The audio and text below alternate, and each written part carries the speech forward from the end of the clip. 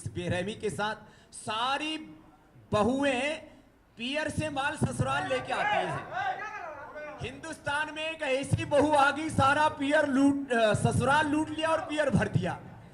अब उस ऐसी लुटेरी बहू को अपने मायके भेजने के लिए हमने इंतजाम तो किया था, लेकिन थोड़ी सी चूक रह गई।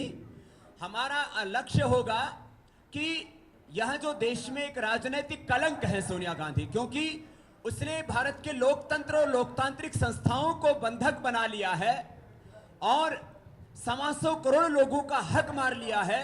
बोफोर्स घोटाले से लेकर के हेलीकॉप्टर घोटाला हो या दामाद घोटाला हो, सारे घोटालों के तार एक ही परिवार से और इटली से जुड़े नजर आते हैं। इसके पीछे बहुत गहरी साजिश है और वह एक साधारण महिला नहीं है। इस देश को लूटने में उसकी बहुत गहरी साजिश है, उसका हारना तो बहुत जरूरी है। अब ये मेरा, क्योंकि मैंने कहा दोनों धर्म मुझे साथ साथ निभाने हैं।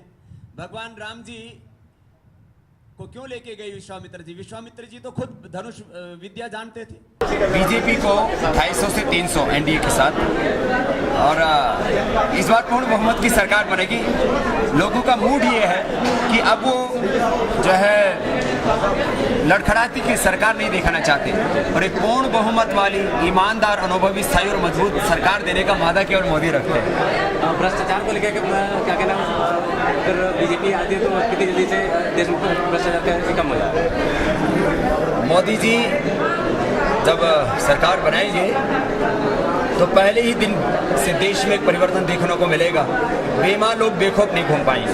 काले धन को लेकर आपकी गतिविधियां, काले धन को लेकर के हमने एक रोड मैप दिया है, उसका एक result oriented strong procedure adopt करने के लिए हमने कहा है और उसके ऊपर आदरणीय राजनाथ जी से लेकर के बीजेपी के तमाम शीर्ष नेतृत्व ने अपनी पूर्ण सहमति दिखाई है। देश में लगातार आतंकी गतिविधियां हो रही है। देखिए, आतंकी तो चाहते हैं कि मोदी को, राजनाथ जैसे जो शीर्ष नेतृत्व उनको खत्म कर दिया जाए, लेकिन उनके मंसूबे कामयाब नहीं होंगे।